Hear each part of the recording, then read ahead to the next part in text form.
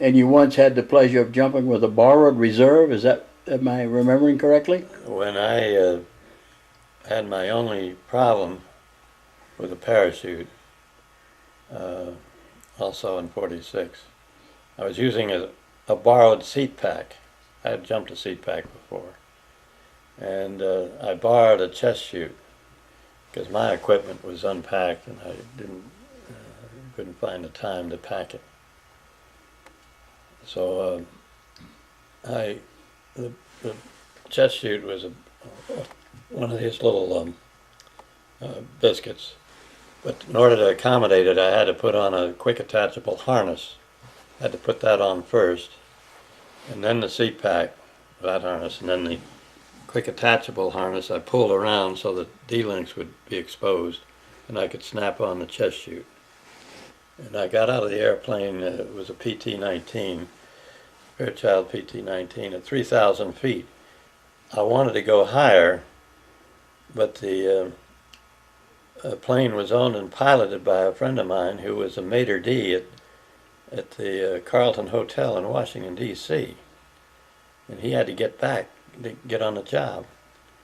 So we only went up to 3,000 feet. His name was Ralph Miller.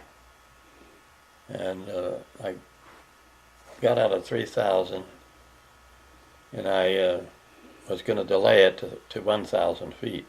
We didn't have altimeters then, Jim. And so the way you judge altitude is that you focus, when you get out at a high altitude, you focus on something on the ground. And I picked a hangaroo, and everything was pulling away from that hangaroo. And when I hit 1,000 feet, everything starts to jump up at you, and you know you're at 1,000 feet. So I started to get ready to pull the ripcord, and I got in position. I pulled and it couldn't come out. I got it out of the pocket, but the cable harness was jammed in some way, and all that with the other chute pulling the straps around, I kinked it. So I didn't panic. I just said, I got to roll over on my back, and I did. I had removed the pilot chute from the chest chute, so I wasn't worried about the pilot chute going up my nose. And I pulled the ripcord of the pilot chute and watched it as it streamed out and burst open, and then they always collapse a little bit and then open again. And it started to collapse when I hit the ground.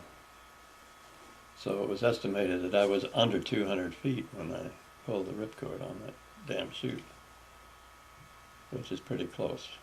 Yes, sir. And I was really, I wasn't really scared at that moment, but I got thinking about it. That was too close. And my immediate worry, where I landed at the edge of the field in some scrub, ticks were getting all over the canopy and all over me. Mm. And you know what a tick is. Yes, sir, I do. And if they bite you, you had it. That was down at Manassas, was it? That was at Manassas. Manaport Airport? Yeah. And that's where I'd made my first jump in '39. Was that also at Manassas? Because Yeah. I thought it was Beacon Field. No, I didn't make my first jump there. I made it at Manassas. Oh yeah, at Beacon Field I made it first, but the first public jump I made at Manassas. Oh, your first public jump. Yeah. Okay.